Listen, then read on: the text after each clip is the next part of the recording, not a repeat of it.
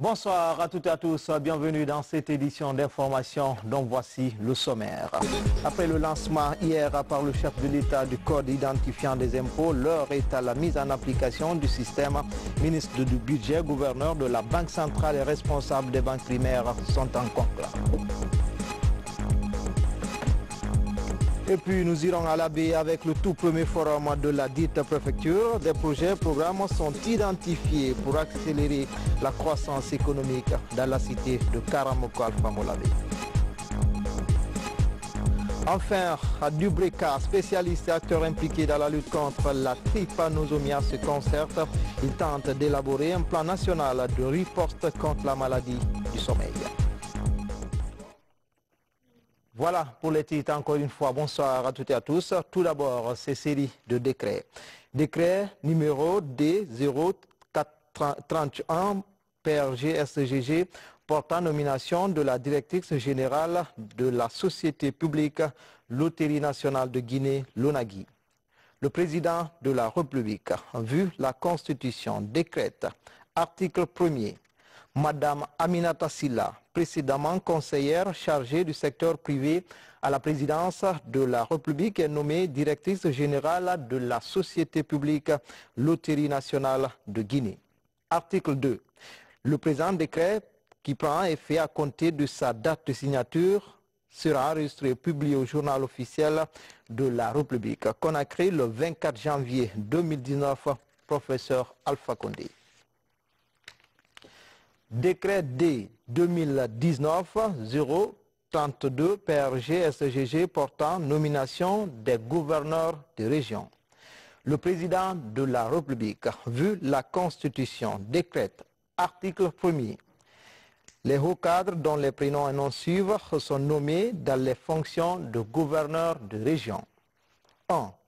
Gouverneur de la région administrative de Nzérékouré, M. Ismaël Traoré, administrateur civil à remplacement de M. Sébastien Tunkara, appelé à d'autres fonctions. 2. Gouverneur de la région administrative de l'Abbé, M. Madi Findiane, contrôleur général de police en remplacement de M. Sadou Keita, muté. 3. Gouverneur de la région administrative de Farana, M. Sadou Keita, précédemment gouverneur de l'Abbé en remplacement de M. Lance Condé, appelé à d'autres fonctions. Article 2, le présent décret qui prend effet à compter de sa date de signature sera enregistré et publié au journal officiel de la République. Conakry, le 24 janvier 2019, professeur Alpha Condé. Décret D-2019-033 PRG-SGG portant nomination de préfet. Le président de la République, vu la Constitution, décrète. Article 1er. Les hauts cadres dont les prénoms et noms suivants sont nommés dans les fonctions de préfet. 1. Préfet de Farana, M. Ibrahim Khalil Keita, précédemment préfet de Sigiri, à remplacement de M. Alpha Omar Keita, muté. 2. Préfet de Mandiana, M. Mohamed Lamine Doumbouya, administrateur civil, à remplacement de M. Cheikh Diallo, muté. 3. Préfet de Pita, M. Khalidou Keita, précédemment préfet de Koubia, à remplacement de M. Ibrahima Diallo, muté. 4. Préfet de Bofa, M. Tidiane Souma, administrateur civil, matricule 28 31 94 H en service au ministère de la Pêche et de l'économie maritime en remplacement de Mme Aïcha Sako, muté. Article 3. Article 2. Le présent décret qui prend effet à compter de sa date de signature sera enregistré et publié au journal officiel de la République. Conakry, le 24 janvier 2019, professeur Alpha Condé. La RTG va étendre sa couverture du pays et surtout relancer les équipes régionales pour plus de services publics. C'est l'une des importantes décisions du Conseil des ministres tenu ce jeudi. L'environnement et la sécurité sociale des travailleurs ont été évoqués, tout comme d'autres points. Résumé, Kamara Bakar. La session ordinaire de ce Conseil des ministres est particulièrement fournie. Il a permis au président de la République de donner d'abord des instructions sur certaines questions pratiques. La relance des équipes régionales de la radio-télévision guinéenne, la titularisation des enseignants contractuels, la sauvegarde de l'environnement et l'effectivité de la sécurité sociale pour les travailleurs sont inscrits à l'ordre des priorités du moment. Monsieur le Président de la République a ordonné la mise en place d'une commission interministérielle en vue de réfléchir à l'amélioration et à la systématisation des contrôles afin de veiller au strict respect de la réglementation en vigueur. Il a également donné des instructions fermes aux ministres concernés afin que l'immatriculation de tous les travailleurs à la sécurité sociale soit effective. Monsieur le Président de la République a rappelé l'importance de la sauvegarde et de la protection de l'environnement dans notre pays. Il a indiqué au gouvernement sa responsabilité en la matière vis-à-vis de nos populations, mais aussi à l'endroit des pays voisins, dont les cours d'eau prennent leur source en République de Guinée. À ce propos, il a instruit les ministres concernés d'organiser une vaste campagne de reboisement à travers le lancement d'un concours à l'échelle nationale et d'intensifier la sensibilisation des artisans ayant des activités impactant l'environnement. Le chef de l'État a insisté sur la nécessité de renforcer et de fiabiliser l'élaboration de nos statistiques nationales. À ce propos, il a instruit le Premier ministre chef du gouvernement de veiller à ce que l'Institut national de statistique soit le seul organe habilité à communiquer officiellement aux tiers les statistiques nationales. Monsieur le Président de la République a indiqué au gouvernement que dans l'optique d'une meilleure gestion des ressources publiques et, sauf autorisation expresse, aucun avenant ne devra être signé avec les entrepreneurs titulaires de marchés publics. À cet effet, il a rappelé que la signature d'un contrat avec l'État engage le signataire à la réalisation des prestations conformément au cahier des charges. Le chef de l'État a instruit le ministre de l'Éducation nationale et de l'alphabétisation d'examiner avec attention la situation des enseignants contractuels. Il a demandé au ministre d'envisager un programme de renforcement des capacités en vue de leur intégration dans le corps des enseignants titulaires. Monsieur le Président de la République a ordonné aux ministres concernés de veiller à la sécurisation des domaines de l'État dans la région administrative de Boké en prévision de l'établissement de la zone économique spéciale. Le chef de l'État a donné des instructions fermes au ministre en charge de l'information et de la communication afin que la couverture de l'ensemble du territoire par la télévision et la radio nationale soit effective. Il a en outre rappelé la nécessité de relancer dans un bref délai les activités des antennes régionales de la télévision et de la radio nationale. Monsieur le Président de la République a instruit les ministres en charge de l'agriculture et de la communication de veiller à la large diffusion du nouveau tarif du kilogramme de coton fixé à 4 000 francs guinéens. Le dossier communication est revenu dans les débats dans son volet renforcement des capacités de l'audiovisuel public, notamment dans la retransmission des événements sportifs. Le Conseil a apporté son soutien au ministre et recommandé la retransmission des événements sportifs internationaux sur les antennes des médias publics guinéens. Il recommande également l'équipement de la RTG afin de lui conférer le statut de véritable médium de service public. Pour ce faire, il a instruit le ministre de travailler en concertation avec les ministres en charge des finances et du budget pour présenter un budget pour l'acquisition des dits équipements. Sur le plan économique, le Conseil a été particulièrement attentif à la situation du secteur des assurances en Guinée. Animé par 12 sociétés agréées et 65 intermédiaires en règle, ce marché présente un chiffre d'affaires faible par rapport à la moyenne africaine. Pour le réveil, quelques mesures sont prises. Le Conseil a apporté son soutien au gouverneur de la Banque centrale et l'a invité à poursuivre des efforts d'assainissement du secteur des assurances et sa mise en conformité avec les normes et standards internationaux. Le Conseil a en outre insisté sur la nécessité de définir un mécanisme permettant de contraindre les automobilistes à souscrire une police d'assurance pour leurs véhicules. Par ailleurs, le Conseil a demandé aux ministres concernés de veiller à ce que l'ensemble des camions opérant dans le secteur minier disposent d'une police d'assurance adéquate. Autre élément économique à relever, la mobilisation des ressources internes. Selon le ministre des Finances, les recettes fiscales sont actuellement à 13,5% du PIB, contre un objectif africain de 20%. La révolution fiscale est donc à renforcer pour impulser la dynamique de modernisation des administrations économiques et financières du pays. Au terme de l'exposé, le Conseil a demandé aux ministres concernés de revoir à la hausse l'objectif de mobilisation des recettes intérieures en le portant à 25% du produit intérieur brut. Sous réserve de la prise en compte de cette observation, le Conseil a recommandé l'adoption de ce projet de décret. Sur le chantier de la modernisation de l'administration, il y a encore des efforts à consentir pour accélérer l'amélioration de la qualité des services. En 2019, une nouvelle feuille de route est préparée. Au ministre en charge du budget et des finances d'assurer les financements prévus au budget national de développement pour permettre l'opérationnalisation des actions prévues dans la feuille de route. Enfin, ce conseil, tenu sous la haute autorité du chef de l'État, a réservé ses félicitations au ministère de l'Enseignement supérieur et de la Recherche scientifique. À travers l'Institut supérieur des mines et de géologie de Bokeh, la Banque mondiale accorde son soutien au centre d'excellence émergent en mines et sociétés.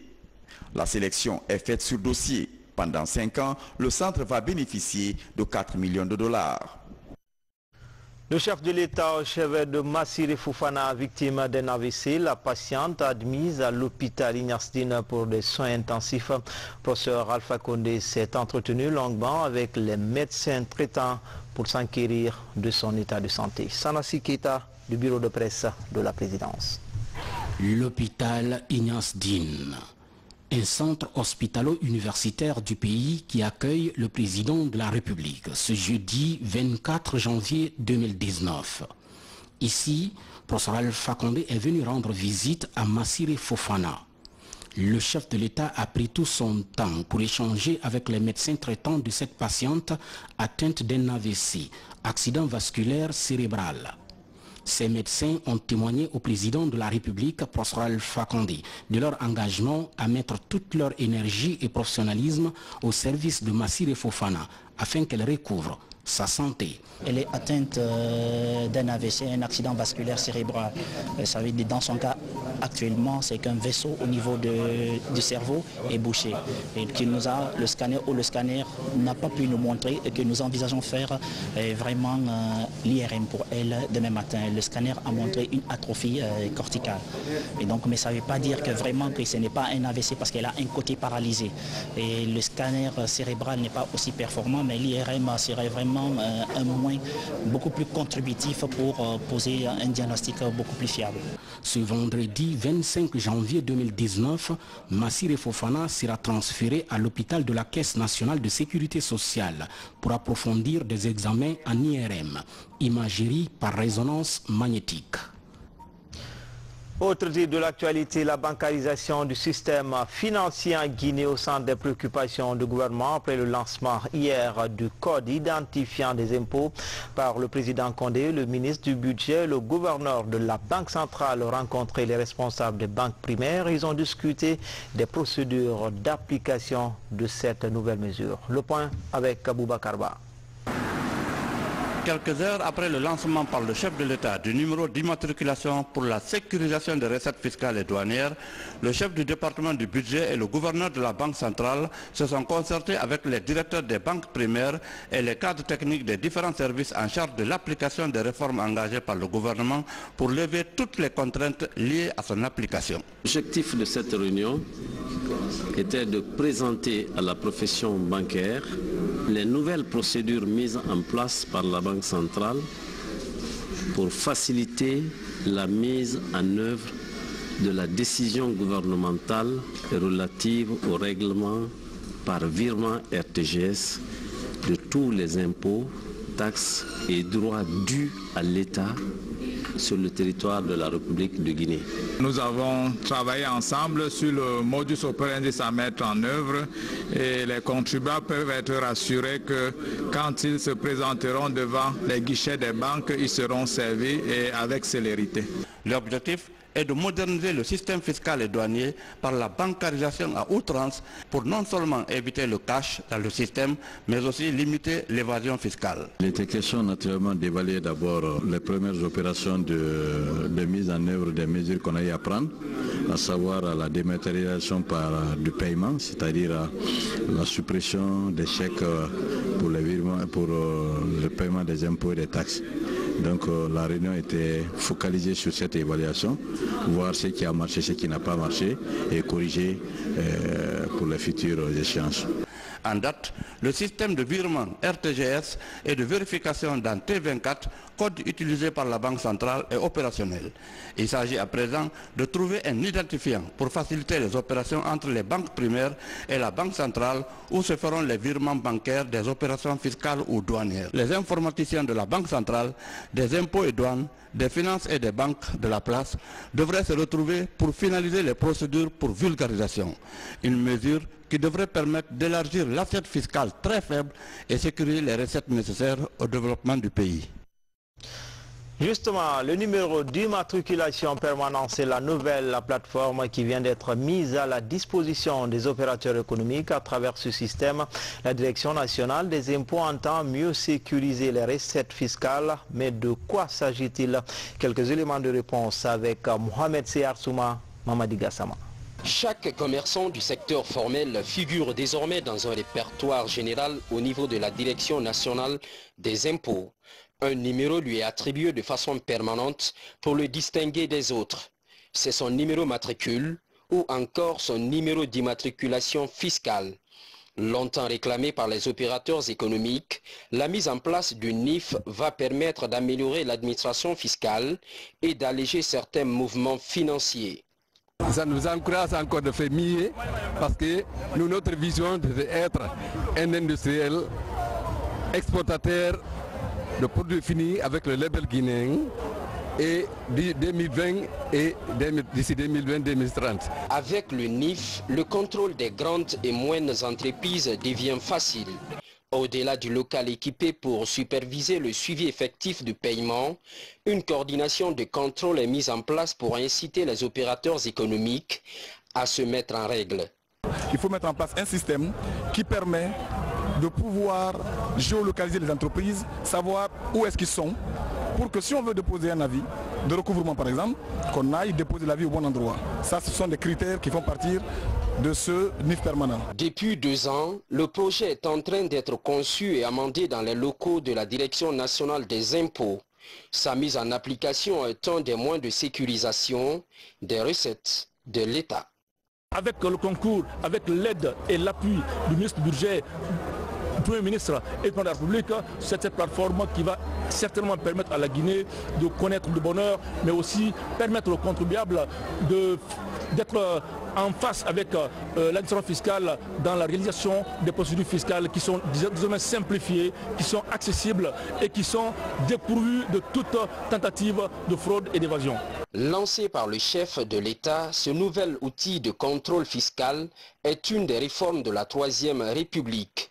En plus du caractère innovant, la souscription au NIF va également soulager les opérateurs économiques. C'est parti pour la première enquête nationale sur l'emploi et le secteur informel. Pendant 35 jours, plus de 120 enquêteurs seront déployés partout en Guinée. La collecte des données se fera sur la base des nouvelles technologies de l'information et de la communication. L'opération a été lancée aujourd'hui à Conakry. Maïmouna Bella Diallo. Après les phases préparatoires et de formation, l'enquête nationale sur l'emploi et le secteur informel débute enfin. 123 agents enquêteurs, dont 8 superviseurs, seront déployés dans tout le pays ce week-end pour aller à la quête des informations fiables à cet effet. La réussite de l'enquête dépend entièrement de vous. Elle dépend de votre degré d'engagement, de votre dévouement, de votre discipline à respecter strictement les consignes données pendant la formation, de votre rigueur dans le travail. Le traitement et l'analyse des données dureront 7 semaines et le rapport provisoire doit être disponible en avril 2019. L'objectif général de cette enquête est d'étudier le comportement du marché du travail tout en caractérisant les spécificités du secteur informel et du travail décent en Guinée. On a besoin des résultats du secteur informel pour pouvoir calculer le PIB, la richesse du pays. On ne peut pas calculer la richesse d'un pays sans voir ceux qui ne sont pas formalisés. Parce que le PIB se focalise sur ceux qui sont formalisés. Malheureusement, depuis qu'on a commencé à calculer le PIB, on ne prend pas en compte les gens qui évoluent dans le secteur informel. Et pourtant, c'est une partie très importante dans d'autres pays même. Ce n'est pas une inspection, ce n'est pas la police. C'est pour pouvoir mesurer les problèmes qu'ils ont et nous allons remonter ça au niveau des autorités et les autorités vont développer des programmes et politiques pour améliorer leurs conditions de vie. L'enquête fait partie des opérations statistiques nationales inscrites dans la stratégie nationale du développement de la statistique pour le suivi-évaluation du PNDS. Cette enquête sera réalisée avec l'appui technique et financier de l'Union européenne et du PNUD pour un montant d'environ 260 000 €. Le Crédit rural de Guinée élabore un nouveau plan national de développement pour l'exercice 2019 avec un coût prévisionnel de plus de 280 milliards de francs guinéens. Ce programme a été soumis au CA de l'institution et aux autorités locales lors d'une rencontre tenue récemment à Mamou. Des précisions avec notre correspondant régional Mamadou Paté-Baldé. Les 13 délégations régionales du Crédit rural de Guinée passent en revue les activités de l'exercice budgétaire 2018. La rencontre de Mamou permet aux acteurs d'harmoniser les interventions, d'identifier les contraintes et faire des propositions pour 2019. Dans les chiffres qui ont été présentés, on remarque une évolution significative de l'activité, ce qui est très encourageant. Et cette évolution permettra au Crédit rural de toucher plus de populations, offrir près de 300 milliards d'octrois aux populations dans toutes les activités confondues pour le bien-être des populations guinéennes. Les indicateurs de 2018 sont jugés satisfaisants. L'octroi de crédit est passé de 150 à 208 milliards de francs guinéens. La mobilisation de l'épargne se chiffre à 190 milliards de francs guinéens contre 175 milliards. Cela va être utilisé pour le financement de l'agriculture, de l'artisanat et du commerce. On va arriver à faire l'extension de nos activités dans les zones que nous n'avons pas encore touchées, à savoir les villages les plus reculés où nous allons installer des contrats villageois. Le Crédit rural de Guinée se propose de faire un octroi de plus de 280 milliards de francs guinéens en 2019 et une mobilisation d'épargne locale dépassant les 150 milliards, soit un taux de progression de plus de 30%. Nous sommes en train de servir les populations guinéennes, d'œuvrer dans le sens de la lutte contre la pauvreté. Donc nous sommes engagés et nous ferons en sorte que les populations puissent bénéficier de nos services. En matière d'octroi, les délégués régionaux et leurs adjoints ont fait une projection autour de 280 milliards pour cette année, comparativement à l'année dernière 2018 qui était limitée à 206 milliards. Et ça veut dire qu'il y a un accroissement de 35 à 36% des activités. Perçu comme un instrument de lutte contre la pauvreté, le Crédit rural de Guinée est un réseau financier qui couvre la totalité des préfectures et régions de la Guinée.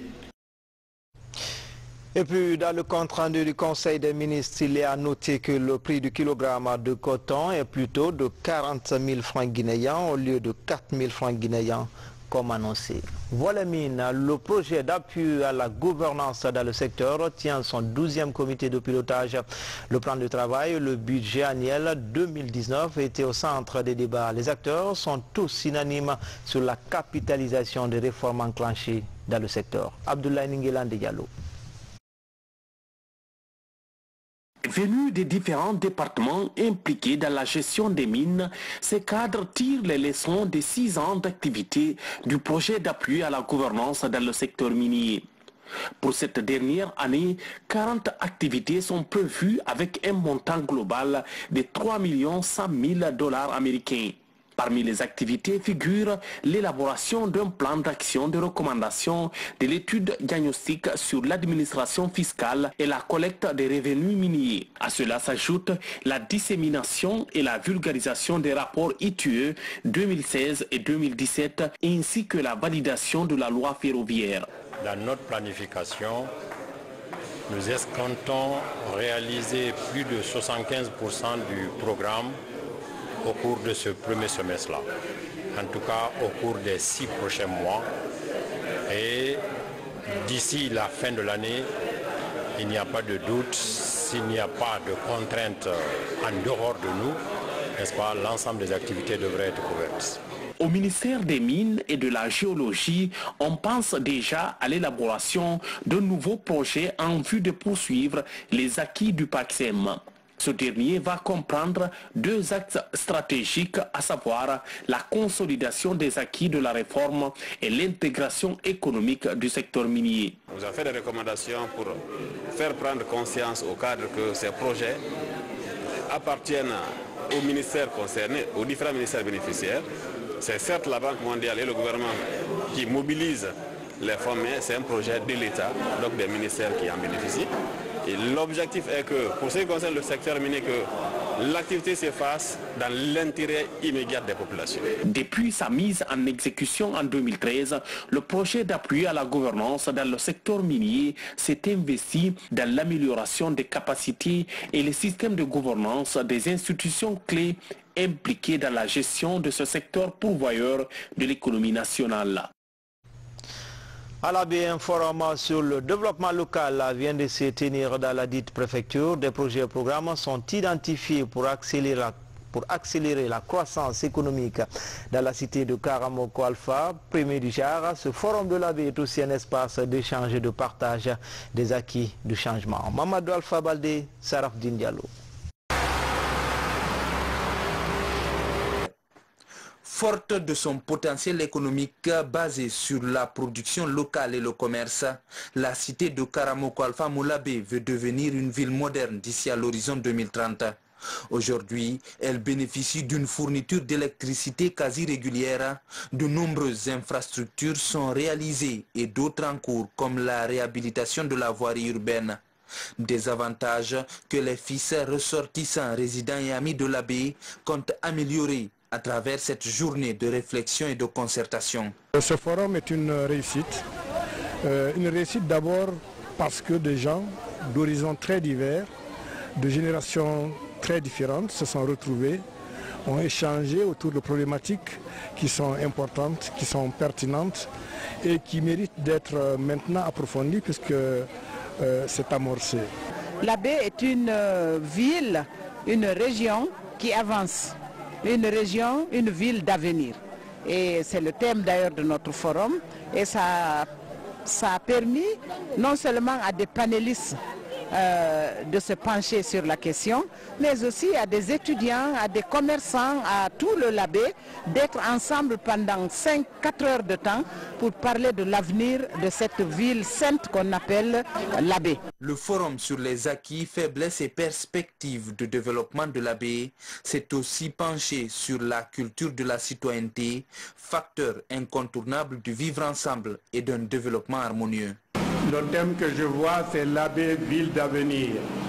Donc, je voudrais vous réitérer que son Excellence, le Président de la République, le professeur Alpha Condé, attache une importance, un respect, une considération à l'abbé, à ses habitants, à ses fils.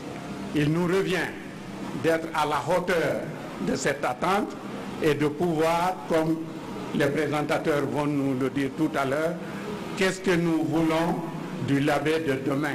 À l'issue de cette rencontre, l'abbé espère plus de dynamisme dans l'avancée des projets de développement de la préfecture. Surtout, faire de cette ville économiquement compétitive et prospère dans les prochaines années. StatView International vient de publier des données statistiques sur l'immigration, les violences politiques et la liberté d'expression en Guinée. Fruit de plusieurs mois d'enquête, ces résultats devront servir d'outils d'orientation des politiques publiques et projets de développement. Daouda Tabansila, Sana Kamara. Devant les médias et les autorités politiques, StatView International présente les résultats de ces enquêtes menées autour de l'immigration, les violences et la liberté d'expression en Guinée. Pour l'ONG, les données sur l'immigration illustrent que la période entre 2015 et 2018 fut la plus meurtrière dans l'histoire des migrants et les réfugiés, ayant traversé la Méditerranée, parfois le désert, dans l'espoir d'atteindre l'Europe, avec plus de 13 569 décès disparus. Parmi eux figurent de nombreux Guinéens. Les statistiques ont montré que les Guinéens se déplacent beaucoup, les Guinéens bougent beaucoup, puisque 30% des ménages guinéens nous ont déclaré qu'ils ont eu un parent qui a vécu ou qui vit à l'étranger. Donc au moins pour une durée d'au moins 3 mois. Mais ce qu'il faut retenir, c'est que c'est notre pays, la Guinée, est aujourd'hui fait partie du top 5 des pays d'émigration au niveau de la sous-région. C'est-à-dire quand on prend la sous-région africaine, la Guinée fait partie du peloton des 5 où il y a des départs, et notamment les départs des jeunes. L'Afrique est pleinement dans la mondialisation.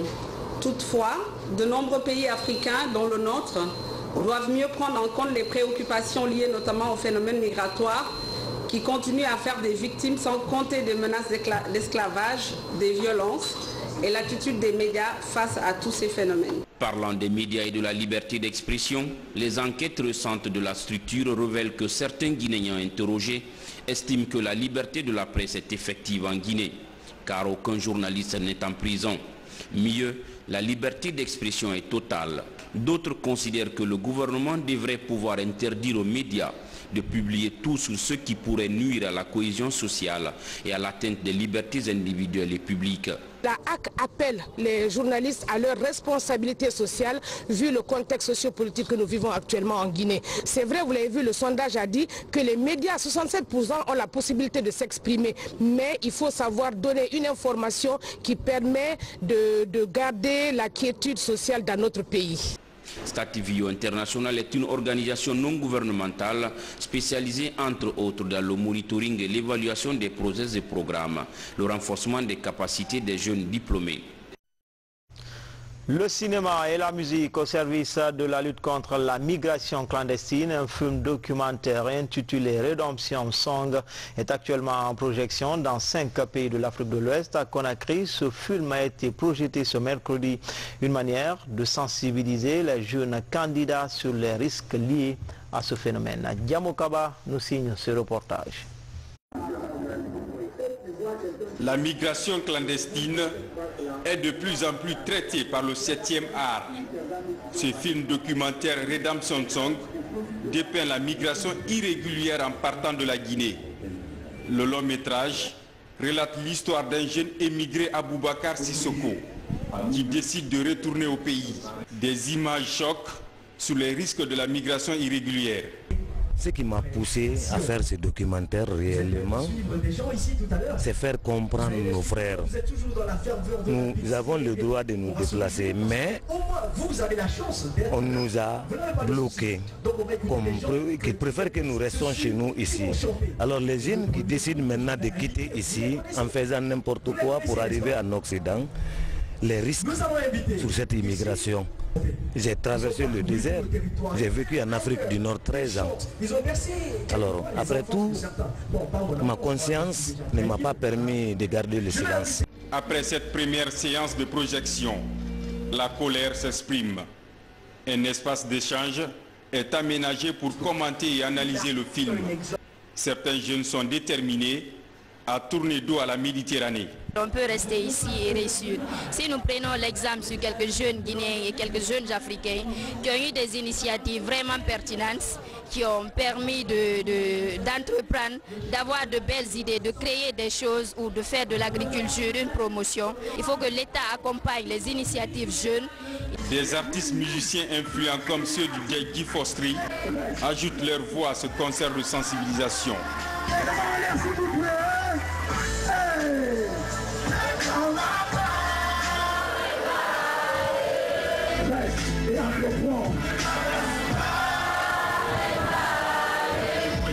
Les messages du tube Fallait sont largement relayés. Le message du morceau Fallait donc est pas que de Ablaye Mbaye, de Moussa Mbaye aussi, donc du groupe du Forcery, c'est de dire aux jeunes que c'est de sensibiliser, c'est ça l'objectif premier.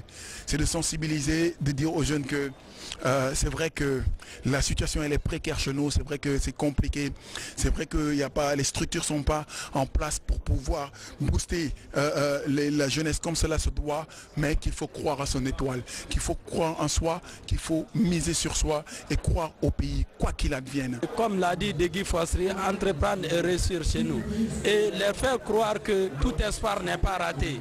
On peut se porter confiance et porter confiance tout simplement à notre énergie de travailler ici et réussir ici et traverser le monde sans risquer sa vie. L'artiste Nantou va aussi susciter des applaudissements. Avec sa guitare, l'ancien leader des idéales Black George égrène les pièges de la migration.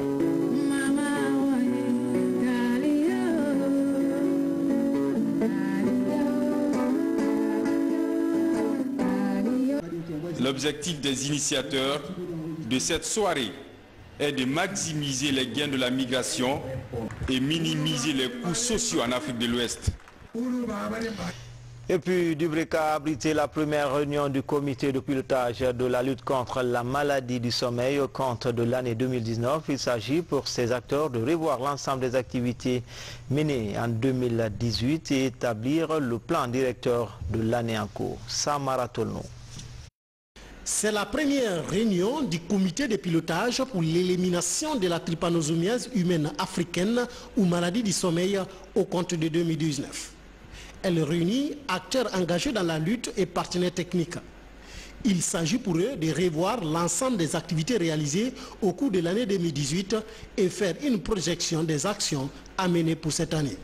Il s'agit essentiellement des activités de prospection, des activités de recherche, de traitement, mais surtout les activités de recherche clinique qui ont été réalisées par l'équipe du programme et avec l'appui des assistants techniques d'une part, mais de faire dans un deuxième temps une projection sur l'année 2019 pour voir concrètement qu'est-ce qui reste à faire en matière de lutte contre cette maladie. La lutte antivectorielle axée sur l'élimination de la mouche CC a marqué 2018. Plus de 16 000 écrans bleus ont été installés dans les zones endémiques pour éliminer cet agent vecteur de la maladie du sommeil. À cela s'ajoute le dépistage précoce appuyé par les essais cliniques de 2 nouvelles molécules dans le centre de prise en charge de Dubreka. Nous avons près de 16 000 écrans déployés dans les 3 foyers. Le foyer de Bofa, le foyer de Dubreka, le foyer de Forêt-Caria. On essaie un peu d'étendre et c'est parvenu après une année d'activité des écrans sur le terrain, on est parvenu à avoir une réduction des CC jusqu'à 70%. Que cette année quand même nous avons eu vraiment de bons résultats par rapport aux années précédentes puisqu'il y a eu une réduction drastique du nombre de cas dans ces foyers. Des techniques de lutte qui comptent renforcer le gouvernement et ses partenaires. Et les résultats sont effectivement extrêmement rassurants. Ils ont repris, et ça a été très bien montré ce matin, après une période où l'infection à Ebola a mobilisé le personnel de santé. Et donc on a dû, pendant ce temps-là, arrêter la détection des cas. Et donc on perd un petit peu de terrain sur la maladie. Mais grâce aux efforts qui ont été déployés par le programme, nous avons maintenant une reprise de ces détections, donc une reprise du dépistage.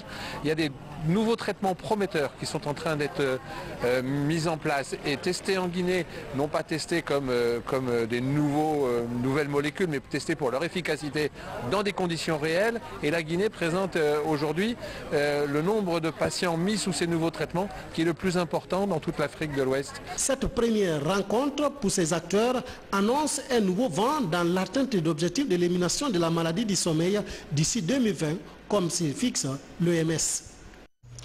Enfin, l'église protestante évangélique célèbre ses 100 ans en Guinée après Barrow. Les premiers missionnaires ont posé leurs valises en 1919.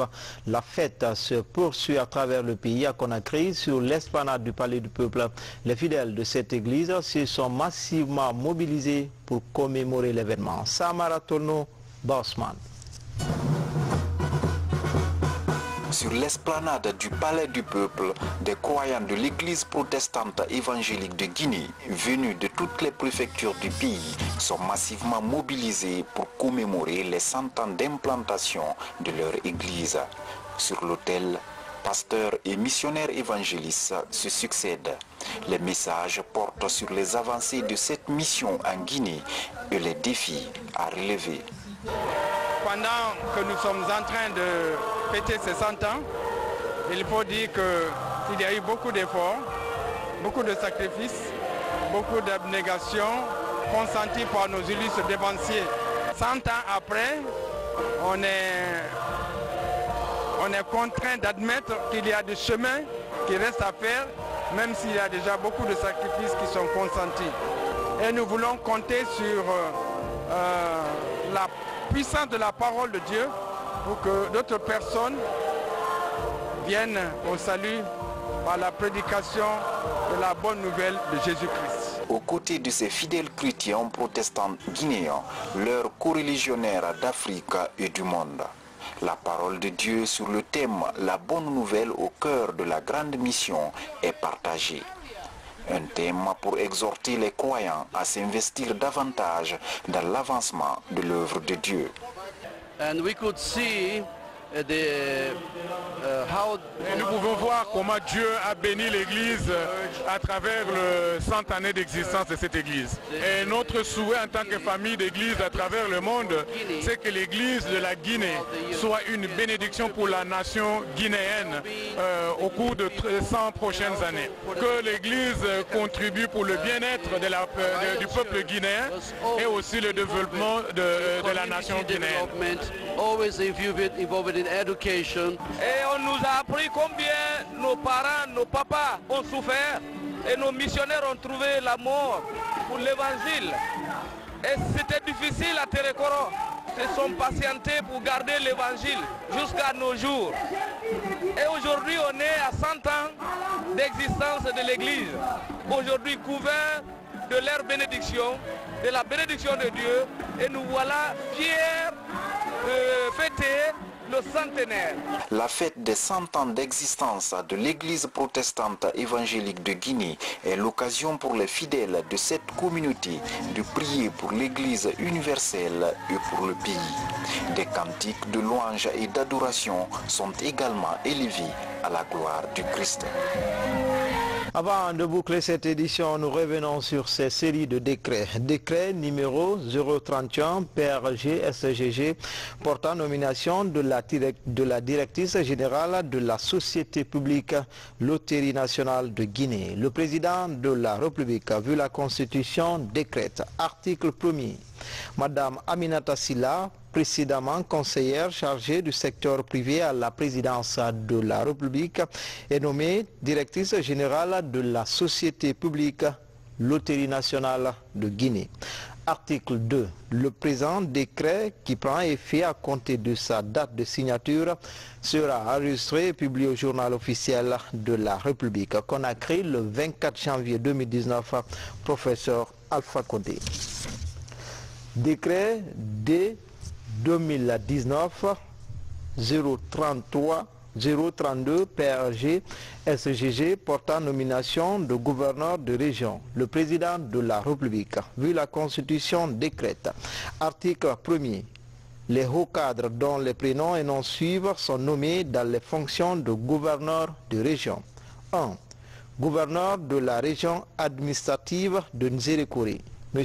Ismaël Traoré, administrateur civil à remplacement de M. Sébastien Tonkara, appelé à d'autres fonctions. 2. Gouverneur de la région administrative de l'Abbé, M. Madi Findiane, contrôleur général de police à remplacement de M. Sadou Keita, muté. 3. Gouverneur de la région administrative de Farana, M. Sadou Keita, précédemment gouverneur de l'Abbé, à remplacement de M. Lancé Condé, appelé à d'autres fonctions. Article 2. Le présent décret qui prend effet à compter de sa date de signature sera enregistré et publié au journal officiel de la République. Conakry le 24 janvier 2019, professeur Alpha Condé. Décret D 2019-033 PRG SGG portant nomination de préfet. Le président de la République, vu la Constitution, décrète, article 1er. Les hauts cadres dont les prénoms et noms suivent sont nommés dans les fonctions de préfet. 1. Préfet de Farana, M. Ibrahim Khalil Keita, précédemment préfet de Sigiri à remplacement de M. Alpha Omar Keita, muté. 2. Préfet de Mandiana, M. Mohamed Lamine Doumbouya, administrateur civil, à remplacement de M. Cheikh Diallo, muté. 3. Préfet de Pita, M. Khalidou Keita, précédemment préfet de Koubia, à remplacement de M. Ibrahima Diallo, muté. 4. Préfet de Bofa, M. Tidiane Souma, administrateur civil, matricule 28 31 94 H, en service au ministère de la Pêche et de l'économie maritime, à remplacement de Mme Aïcha Sako, mutée. Article 2, le présent décret qui prend effet à compter de sa date de signature sera enregistré et publié au journal officiel de la République. Conakry le 24 janvier 2019, professeur Alpha Condé. C'est la fin de cette édition d'information. Grand a été le plaisir pour moi de vous servir. Toutes ces informations sont à retrouver sur le www.rtgcoloma.info. À demain, Inch'Allah.